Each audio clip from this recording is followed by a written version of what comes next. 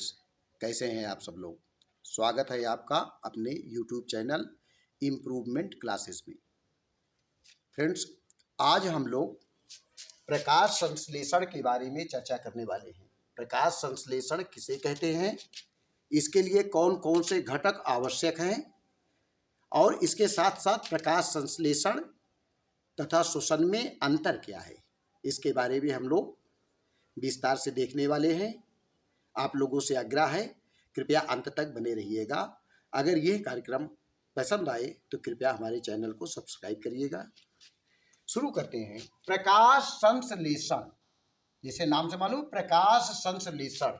ये जो हरे पेड़ पौधे होते हैं ये स्वपोषी कहलाते हैं, अर्थात ये अपना भोजन स्वयं बनाते हैं, इसीलिए इनको स्वपोषी कहते हैं। ये वायुमंडल से कार्बन डाइऑक्साइड, जड़ों द्वारा अवशोषित जल और खनिज तत्व की उपस्थिति में प्रकाश संश्लेषण की क्रिया करते हैं और अपना भोजन स्वयं बनाते हैं। ये प्रकाश संश्लेषण क्रिया का जैव रासायनिक समीकरण इस प्रकार है। ये आपका हो जाता है 6CO2 plus 6H2O। This gives, यहां पर जो होता है सूर्य का प्रकाश, ये बन जाता है आपका क्लोरोफिल।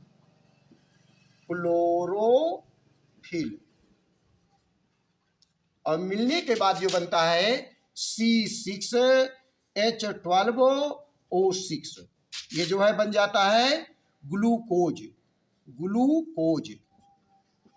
ये जो बाद में स्टार्च या मंड के रूप में संग्रहित हो जाता है, प्लस 6O2 ऑक्सीजन प्लस ऊर्जा। अब देखते हैं 6CO2 कार्बन डाइऑक्साइड की 6 मात्रा, 6H2O जल की 6 मात्रा, सूर्य का प्रकाश क्लोरोफिल, ये बन जाता है C6H12O6 प्लस 6O2 प्लस ऊर्जा। आइए इसको डिटेल में देखते हैं। ये जो पौधों में क्लोरोफिल पाया जाता है, क्लोरोफिल पर्णहरित, इसलिए हरे पेड़ पौधे जो होते हैं, पेड़ पौधे हरे रंग के होते हैं। जो पेड़ पौधे हरे रंग के होते हैं इनमें क्लोरोफिल पाया जाता है। क्लोरोफिल सूर्य के प्रकाश को अवशोषित कर लेता है। सूर्य के प्रकाश को अवशोषित कर लेता है। कौन अवशोषित कर लेता है? क्लोरोफिल। जाहिर सी बात है कि पृथ्वी से जो सूर्य का प्रकाश आता है वो विकिरण के माध्यम से आता है, तो सूर्य की विकिरण ऊर्जा को पौधों में उपस्थित जो क्लोरोफिल होता है वो उसको अवशोषित कर लेता है और जो प्रकाश ऊर्जा होती है उसे रासायनिक ऊर्जा में बदल देता है। तो पहली बात, जो सूर्य के प्रकाश की ऊर्जा है उसको क्लोरोफिल रासायनिक ऊर्जा में बदल देता है। अब आइए देखते हैं कार्बन डाइऑक्साइड। ये आपका 6CO2 कार्बन डाइऑक्साइड, ये क्या है? जल। तो कार्बन डाइऑक्साइड से ये कार्बन और ऑक्सीजन ये क्रिया केंद्र में मिल जाते हैं। CO2 से कार्बन, O का मतलब ऑक्सीजन हुआ, और प्लस H2O, ये आपका H, ये हुआ हाइड्रोजन। ये CO2 कार्बन डाइऑक्साइड से पौधों को कार्बन और ऑक्सीजन मिल जाता है, जबकि जल से पौधों को हाइड्रोजन मिल जाता है। इस प्रकार पौधों को कार्बन, ऑक्सीजन और हाइड्रोजन मिल जाता है, तो ये मिल करके बनाते हैं कार्बोहाइड्रेट, या जो ग्लूकोज का एक रूप है। ये C6H12O6 है। इसमें देख रहे हैं कार्बोहाइड्रेट, कार्बन, हाइड्रोजन और ऑक्सीजन, कार्बन, हाइड्रोजन और ऑक्सीजन। एक बार फिर से देखते हैं। कार्बन डाइऑक्साइड CO2 से पौधों को कार्बन और ऑक्सीजन मिल जाता है, जबकि जल से हाइड्रोजन मिल जाता है। इस प्रकार कार्बन, ऑक्सीजन और हाइड्रोजन ये तीनों मिलकर के कार्बोहाइड्रेट बनाते हैं। ये कार्बोहाइड्रेट ग्लूकोज का रूप होता है, जो बाद में स्टार्च या मंड के रूप में संचित हो जाता है और ये जो है भोजन के रूप में पौधों में इकट्ठा हो जाता है। इसके अतिरिक्त ऑक्सीजन की मात्रा वायुमंडल में मिलती है और इसके साथ ऊर्जा मिलती है। यह प्रकाश संश्लेषण क्रिया का जैव रासायनिक समीकरण है। अब इसमें आप लोग देख रहे हैं मुख्य उत्पाद ग्लूकोज या स्टार्च प्राप्त होता है। ग्लूकोज प्राप्त होता है जो स्टार्च के रूप में बदल जाता है और अंतिम सह उत्पाद जो होता है वो ऑक्सीजन प्राप्त होती है जो वायुमंडल में मिल जाती है। इस प्रकार हरे पेड़ पौधे कार्बन डाइऑक्साइड का इस्तेमाल करते हैं और ऑक्सीजन निकालते हैं। जाहिर सी बात है प्रकाश संश्लेषण की परिभाषा स्पष्ट हो गई होगी कि प्रकाश संश्लेषण वह क्रिया है जिसमें हरे पेड़ पौधे अपना भोजन स्वयं बनाते हैं। उनके द्वारा बनाया गया भोजन ग्लूकोज, स्टार्च या मंड के रूप में होता है। अब स्पष्ट है कि प्रकाश संश्लेषण क्रिया के लिए पौधों को किन किन घटकों की आवश्यकता होती है। तो प्रकाश संश्लेषण के लिए आवश्यक घटक, आइए देखते हैं। पहला घटक कौन सा होता है? आप लोग इस समीकरणों को ध्यान से देखिए। प्रकाश संश्लेषण के लिए पहला घटक या पहला पदार्थ कौन सा आवश्यक होता है? आपका CO2, carbon die oxide, CO2। दूसरा घटक क्या जरूरी है? जल। तीसरा घटक आप लोग देख रहे हैं सूर्य का प्रकाश, सूर्य का प्रकाश। चौथा घटक जो है वो है क्लोरोफिल, जिसको पर्णहरित बोलते हैं, क्लोरोफिल। इस प्रकार ये चार घटक हैं। इन घटकों की उपस्थिति में प्रकाश संश्लेषण की क्रिया होती है और हरे पेड़ पौधे अपना भोजन स्वयं बनाते हैं। उम्मीद है इतना स्टेप आप लोगों के समझ में आ गया होगा। आइए देखते हैं प्रकाश संश्लेषण के संबंध में एक प्रयोग। जैसा कि आपको अभी बताया गया कि प्रकाश संश्लेषण के लिए चार घटकों की आवश्यकता होती है। पहला घटक सूर्य का प्रकाश, दूसरा क्लोरोफिल, तीसरा कार्बन डाइऑक्साइड, चौथा जल।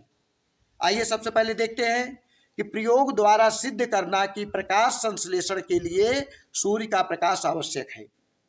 एक प्रयोग है जिसमें हम लिखते हैं उद्देश्य पहले डालते हैं। उद्देश्य प्रयोग द्वारा सिद्ध करना कि प्रकाश संश्लेषण के लिए सूर्य का प्रकाश आवश्यक है। आइए इसके लिए देखते हैं। ये आप चित्र देख रहे हैं, एक गमला है, गमले में लगा हुआ एक पौधा है। तो पहला जो इसका लिया कौन कौन से सामान आवश्यक सामग्री है?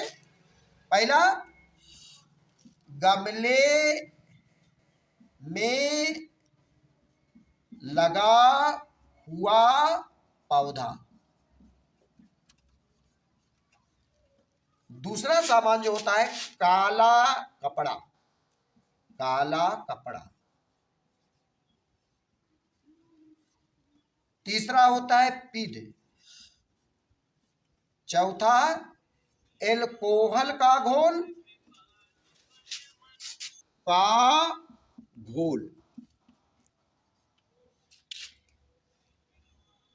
अगला आयोडीन का घोल। एक मिनट। गमले में लगा हुआ पौधा, काला कपड़ा, पिन, एल्कोहल का घोल, आयोडीन का घोल। अब इसके लिए प्रयोग करते हैं। सबसे पहले प्रयोग, गमले में लगे हुए एक पौधे को लेकर उसे लगभग 3 दिन तक या 72 घंटे तक अंधेरे कमरे में रखते हैं, जिससे उस पौधे की समस्त पत्तियां जो है मंड से रहित हो जाए। गमले में लगे हुए एक पौधे को लेकर उसे 72 घंटे तक अंधेरे कमरे में रखते हैं, जिससे उस पौधे की समस्त पत्तियां मंड से रहित हो जाएं। तब उसके पश्चात उस पौधे को 3 दिन के बाद या 72 घंटे के बाद बाहर निकालते हैं और उस पौधे के किसी पत्ती के थोड़े भाग में काले रंग का कपड़ा बांध देते हैं। ये काले रंग का कपड़ा है और इसको पिन से जो है ढक देते हैं। ये हुआ आपका काले रंग का कपड़ा। गमले में लगे हुए पौधे को लेकर उसे 72 घंटे तक अंधेरे कमरे में रखते हैं, जिससे उस पौधे की सारी पत्तियां मंड रहित हो जाए। अब उस पौधे के किसी एक पत्ती के थोड़े भाग में काले रंग का कपड़ा बांध देते हैं और उसे पिन से ढक देते हैं। तत्पश्चात उस पौधे को लगभग 6 घंटे तक सूर्य के प्रकाश में रखते हैं। सूर्य के प्रकाश में रखने के बाद उस पौधे की उसी पत्ती को तोड़ लेते हैं जिसके आधे भाग को काले कपड़े से ढका गया था। मान लिया ये पत्ती है, इसके आधे भाग में काले रंग का कपड़ा बना हुआ था और इस पत्ती को तोड़ लिया जाता है। तोड़ने के बाद कपड़े को हटा दिया जाता है और इसमें मंड का परीक्षण करते हैं कि इतने पत्ती में मंड है कि नहीं है। तो मंड का परीक्षण करने के लिए सबसे पहले पत्ती को एल्कोहल के घोल में उबालते हैं। एल्कोहल के घोल में पत्ती को उबालते हैं, जिससे पत्ती का जो हरा रंग होता है वो समाप्त हो जाता है, पत्ती रंगहीन हो जाती है। तत्पश्चात उसी पत्ती को फिर आयोडीन के घोल में डालते हैं। हम देखते हैं कि पत्ती का जितने भाग में काले रंग का कपड़ा बना हुआ था वो रंगहीन है, रंगहीन भाग, और जो खुला हुआ भाग था वो भाग नीला पड़ गया। तो पत्ती का नीला होना यह दर्शाता है कि पत्ती में मंड उपस्थित है, अर्थात जितने भाग में काले रंग का कपड़ा ढका हुआ था उतने भाग में सूर्य का प्रकाश नहीं पहुंच सका। जब सूर्य का प्रकाश नहीं पहुंच सका, प्रकाश संश्लेषण की क्रिया नहीं हुई उतने भाग में और मंड का निर्माण नहीं हुआ। शेष भाग में सूर्य का प्रकाश पहुंचा, प्रकाश संश्लेषण की क्रिया हुई और पत्ती का नीला हो गया, भाग नीला हो गया। तो इससे यह सिद्ध होता है कि प्रकाश संश्लेषण क्रिया के लिए सूर्य का प्रकाश आवश्यक है। That's all. आइए देखते हैं कि प्रकाश संश्लेषण और श्वसन में अंतर। इसके पहले आपने देखा प्रकाश संश्लेषण क्रिया किसे कहते हैं, प्रकाश संश्लेषण क्रिया कैसे होती है और प्रयोग द्वारा यह सिद्ध करना कि प्रकाश संश्लेषण क्रिया के लिए सूर्य का प्रकाश आवश्यक है। अब हम लोग देखते हैं कि प्रकाश संश्लेषण और श्वसन में अंतर क्या है। बिल्कुल ही स्पष्ट है कि प्रकाश संश्लेषण तथा श्वसन में अंतर। एक तरफ लिखते हैं प्रकाश संश्लेषण, दूसरी तरफ लिखते हैं श्वसन। अंतर कई है। जैसे उदाहरण के रूप में प्रकाश संश्लेषण की क्रिया किस में होती है, हरे पेड़ पौधों में होती है, जबकि श्वसन की क्रिया पौधों तथा जंतुओं दोनों में होती है। प्रकाश संश्लेषण की क्रिया हरे पेड़ पौधों में होती है, जबकि श्वसन की क्रिया पौधों और जंतुओं दोनों में होती है। पहला अंतर यह हो जाता है, केवल हरे पौधों में प्रकाश संश्लेषण की क्रिया केवल हरे पौधों में होती है, जबकि श्वसन की क्रिया पौधों तथा जंतुओं दोनों में होती है। पहला अंतर हो जाता है कि प्रकाश संश्लेषण की क्रिया केवल हरे पेड़ पौधों में होती है, जबकि श्वसन की क्रिया पौधों और जंतुओं दोनों में होती है। आइए दूसरा अंतर देखते हैं। दूसरा अंतर हो जाता है, प्रकाश संश्लेषण के लिए सूर्य का प्रकाश आवश्यक है। सूर्य का प्रकाश आवश्यक, प्रकाश संश्लेषण के लिए सूर्य का प्रकाश आवश्यक है, जबकि श्वसन के लिए सूर्य का प्रकाश आवश्यक नहीं है, आवश्यक नहीं है।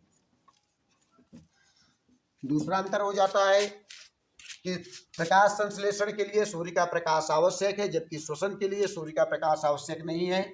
तीसरा अंतर होता है, प्रकाश संश्लेषण की क्रिया दिन में होती है, क्योंकि रात में सूर्य का प्रकाश नहीं मिल पाता। तो प्रकाश संश्लेषण की क्रिया केवल दिन में होती है, श्वसन की क्रिया रात तथा दिन दोनों में होती है। जबकि अपवाद के रूप में यह कहा जाता है कुछ पौधे ऐसे होते हैं जिनमें प्रकाश संश्लेषण की क्रिया रात दिन बराबर होती है, जैसे पीपल का पेड़। ये वैज्ञानिक रूप में प्रमाणित है कि पीपल का पेड़ ऐसा है जिसमें जो है प्रकाश संश्लेषण की क्रिया बराबर होती रहती है। तो प्रकाश संश्लेषण की क्रिया केवल दिन में होती है, श्वसन की क्रिया रात दिन होती है। प्रकाश संश्लेषण की क्रिया में हरे पेड़ पौधे CO2 कार्बन डाइऑक्साइड ग्रहण करते हैं और ऑक्सीजन निकालते हैं। प्रकाश संश्लेषण की क्रिया में हरे पेड़ पौधे कार्बन डाइऑक्साइड ग्रहण करते हैं और ऑक्सीजन निकालते हैं। इसके विपरीत जो श्वसन की क्रिया होती है उसमें जीवधारी ऑक्सीजन ग्रहण करके CO2 कार्बन डाइऑक्साइड निकालते हैं। प्रकाश संश्लेषण की क्रिया से वातावरण शुद्ध होता है, वातावरण शुद्ध होता है, जबकि श्वसन क्रिया से वातावरण अशुद्ध होता है। तो इस प्रकार से प्रकाश संश्लेषण और श्वसन में अंतर परीक्षा में आता है, आप लोग आराम से लिख सकते हैं। पहला जैसे प्रकाश संश्लेषण की क्रिया केवल हरे पेड़ पौधों में होती है, जबकि श्वसन की क्रिया पौधों तथा जंतुओं दोनों में होती है, दोनों में होती है।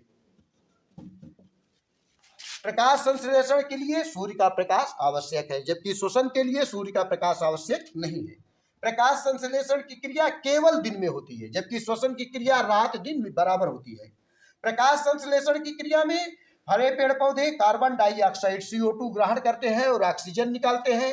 इसके विपरीत श्वसन क्रिया में जो जीवधारी हैं वो ऑक्सीजन ग्रहण करके कार्बन डाइऑक्साइड निकालते हैं। प्रकाश संश्लेषण की क्रिया में वातावरण शुद्ध होता है, जबकि श्वसन क्रिया में वातावरण अशुद्ध होता है। That's all.